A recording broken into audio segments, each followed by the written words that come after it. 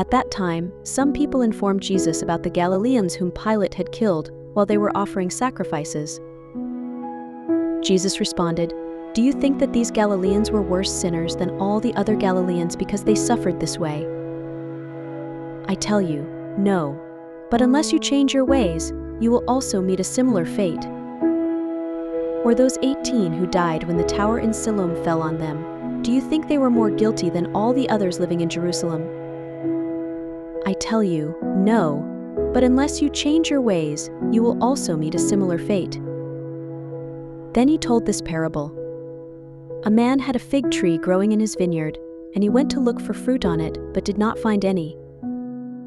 So he said to the man who took care of the vineyard, "For 3 years now I've been coming to look for fruit on this fig tree and haven't found any. Cut it down. Why should it waste the soil's resources?" "Sir," the man replied, "leave it alone for 1 more year, and I'll dig around it and fertilize it. If it bears fruit next year, fine. If not, then cut it down."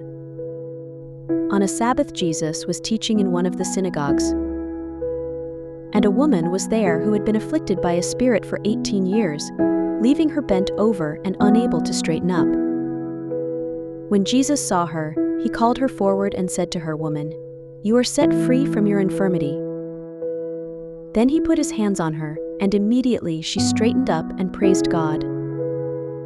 The synagogue leader, upset that Jesus had healed on the Sabbath, said to the people, "There are 6 days for work, so come and be healed on those days, not on the Sabbath." The Lord answered him, "You hypocrites! Doesn't each of you on the Sabbath untie your ox or donkey from the stall and lead it out to give it water? Then should not this woman, a daughter of Abraham, whom Satan has kept bound for 18 long years, be set free on the Sabbath day from what bound her?" When he said this, all his opponents were humiliated, but the people were delighted with all the wonderful things he was doing. Then Jesus asked, "What is the kingdom of God like? What shall I compare it to? It is like a mustard seed, which a man took and planted in his garden. It grew and became a tree, and the birds perched in its branches."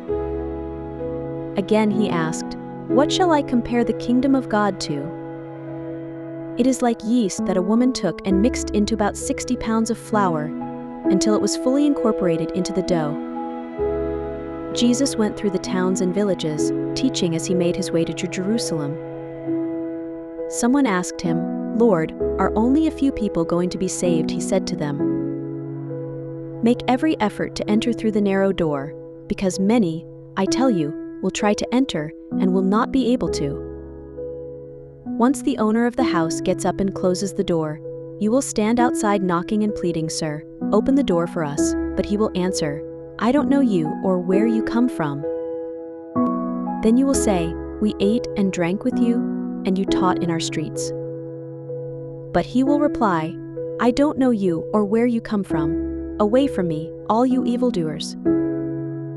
There will be weeping there and gnashing of teeth when you see Abraham, Isaac and Jacob, and all the prophets in the kingdom of God, but you yourselves thrown out. People will come from east and west and north and south, and will take their places at the feast in the kingdom of God. Indeed, there are those who are last who will be first, and first who will be last." At that time some Pharisees came to Jesus and said to him, "Leave this place and go somewhere else. Herod wants to kill you." He replied, "Go tell that fox, I will keep on driving out demons and healing people today and tomorrow, and on the 3rd day I will have accomplished what I set out to do. In any case, I must press on today and tomorrow and the next day, for surely no prophet can die outside Jerusalem. Jerusalem, Jerusalem, you who kill the prophets and stone those sent to you, how often I have longed to gather your children together, as a hen gathers her chicks under her wings, and yet you have always resisted. Look, your house is left to you desolate.